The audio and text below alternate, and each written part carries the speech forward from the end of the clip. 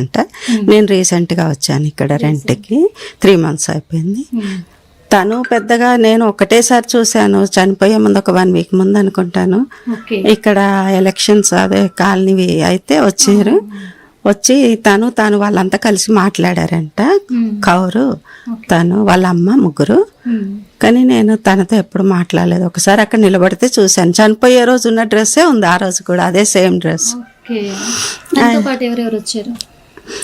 వాళ్ళ అమ్మ, ఈమె ముగ్గురు వెళ్ళారంట. కౌరు, పుష్పారెడ్డి, పుష్ప, ఆ అమ్మాయి విజయ, ముగ్గురు వెళ్ళారంట. భోజనం చేసి మంచిని మాట్లాడిందంట. వాళ్ళ అమ్మతో మాత్రం నేను వచ్చాక ఒక 2 months అయింది అనుకోండి. ఒకటేసారి మాట్లాడాను నేను. తను కూడా మా అమ్మాయిది ఇల్లు అని చెప్పింది నాతో. అయితే నాకు అంత కరెక్ట్గా ఇన్ఫర్మేషన్ తెలీదు. మా అమ్మాయిది అని చెప్పింది. సరే, ఇంకా కొంచెం అందరూ ఆమె అమ్మ అంటారు కానీ పనులతో బాగానే చెప్పి చేయించుకునేది, దగ్గరుండి చేయించుకునేది, అంతవరకే తెలుసు. తానే వచ్చేది, ప్రతిరోజు వచ్చేది, డైలీ వచ్చేది. ఇప్పుడు విజయారెడ్డి వాళ్ళ అన్నని ఎప్పుడైనా చూసారా ఇక్కడ మీరు? అంటే అక్కడ వస్తే చూశాను దూరం నుండి. పర్టిక్యులర్గా తనే వాళ్ళ అన్న అనేది పెద్దగా ఐడియా లేదు. వాళ్ళు ఎవరో ఇంటి వాళ్ళు అనేది మాత్రం అర్థమైంది. అంతవరకు నేను బయటికి ఎప్పుడు వెళ్ళి అక్కడికి వెళ్ళి మాట్లాడలేదు. ఇలాంటి నిర్ణయం తీసుకొని ఈరోజు తను అలాంటి ఘటన చోటు చేసుకుంది. అలా నిర్ణయం తీసుకొని 2 చేతికి ఎదిగిన పిల్లలు, చిన్న పిల్లలు కూడా కాదు. ఈ విషయంలో ఏం చెప్తారు? అంటే తను పిల్లలతో ఏం చెప్పలేదు అనుకుంటున్నాను, నా గెస్ అంతే. అది చెప్పుంటే వాళ్ళు కనీసం అంత చనిపోదాం అనుకున్నా కూడా వాళ్ళు కనీసం అటు తోసేటప్పుడన్నా వాళ్ళు బ్యాక్ వచ్చేవాళ్ళు, లాక్కొచ్చేవాళ్ళు. మమ్మీని కనీసం లూజ్ అన్న అయ్యేవాళ్ళు. ఇగ్గర పట్టుకొని పడుకున్నట్టుగా ఉన్నారు అని అంటే మేబీ పిల్లలకు తెలియదని నేను అనుకుంటున్నాను. అర్ధరాత్రి సమయంలో రైల్వే స్టేషన్లో ఎందుకున్నామని ఫస్ట్ డౌట్ వస్తుంది కదా పిల్లలకి. అలాంటప్పుడు అక్కడ దాకా వెళ్ళినప్పుడు కూడా తెలియకుండా ఉంటుందని ఎలా అనుకుంటున్నాను? అంటే తను పిల్లలకి ఏదో బాబుకి ఏదో ఎగ్జామ్ ఉంటే, వాళ్ళ పిల్లలకి ఒకరికి ఎగ్జామ్ ఉంటే తీసుకెళ్ళిందంటే హాస్టల్ నుంచి, మళ్ళీ హాస్టల్లో దించేసి వచ్చిందంట. ఇదంతా చనిపోయాక నాకు వస్తున్న ఇన్ఫర్మేషన్ మాత్రమే. తీసుకొచ్చి వాళ్ళ రిలేటివ్స్ ఏదో చనిపోయారు, దాని కొరకు వెళ్తున్నాము అని చెప్పింది అని అంతవరకే తెలుసు. మరి వాళ్ళ మమ్మీ ఇంట్లోనే ఉన్నారు, తనకి ఫుల్ ఇన్ఫర్మేషన్ ఉంటుంది. తన దగ్గర అయితే 100% ఇన్ఫర్మేషన్ ఉంటుంది. కానీ ఇంకా మనకు బయటికైతే ఎవరికి ఇంతవరకు ఏం రాలేదు. అంటే ఇలాంటి మిస్టరీ వీడాలి అని అంటే ఏ కోణంలో విచారిస్తే, అంటే ఎలా చేస్తే బయటపడొచ్చు అంటారు? వాళ్ళు ఎందుకు ఇలాంటి నిర్ణయం తీసుకొని ఉంటారండి? సమాజానికే ఇది చాలా హారిబుల్. అది ఇట్లాంటిది చెయ్యకూడదు. తను మంచి జాబ్ ఉంది, పిల్లలు మంచి బుద్ధిమంతులు, అంటే మంచి యాక్టివ్ పర్సన్స్, తల్లి ఉంది చూసుకోవడానికి. ఒకవేళ తను చనిపోయినా పిల్లల్ని తల్లి చూసుకోగలదు కదా. అమ్మ విజయారెడ్డి వాళ్ళు సో కేసుకు సంబంధించి ఇప్పుడు కొత్తగా ఈ 2వ ఫోన్ అంశం తెర మీదకి వచ్చింది.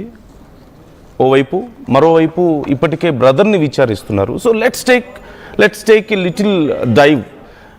లోపల ఒకసారి మనం ఏం జరిగి ఉండొచ్చు, అంటే ఎలా ప్రొవోక్ అయి ఉండొచ్చు ఇలాంటి విషయాలకు సంబంధించి, అసలు ఏం జరుగుతుంది అనేది ఒకసారి, అంటే పాసిబుల్ క్వశ్చన్స్ ఒకసారి మనం చూద్దాం.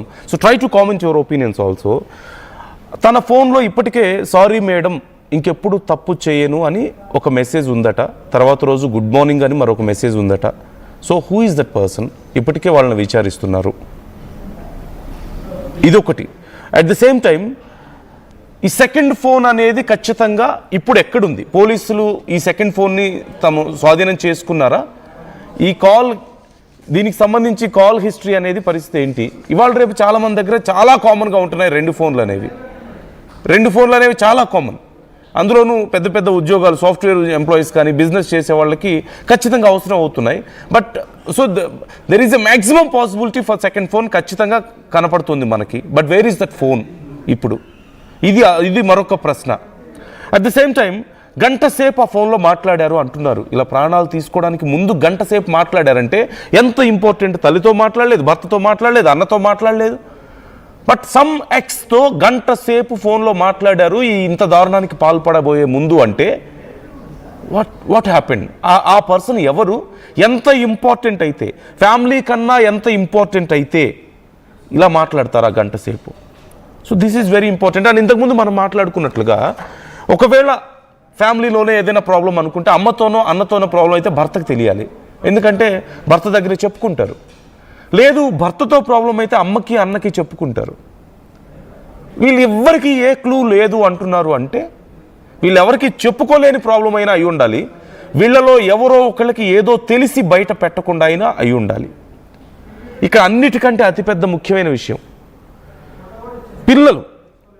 పిల్లల్ని బాగా చూసుకోవడానికే తను కష్టపడుతున్నారు, తన భర్త విదేశాలకు వెళ్ళి మరీ సంపాదిస్తున్నారు, పిల్లల్ని గొప్ప వాళ్ళని చేయాలని అనుకున్నారు, బాగా చదివిస్తున్నారు. మరి అలాంటి పిల్లల్ని కూడా తనతో పాటు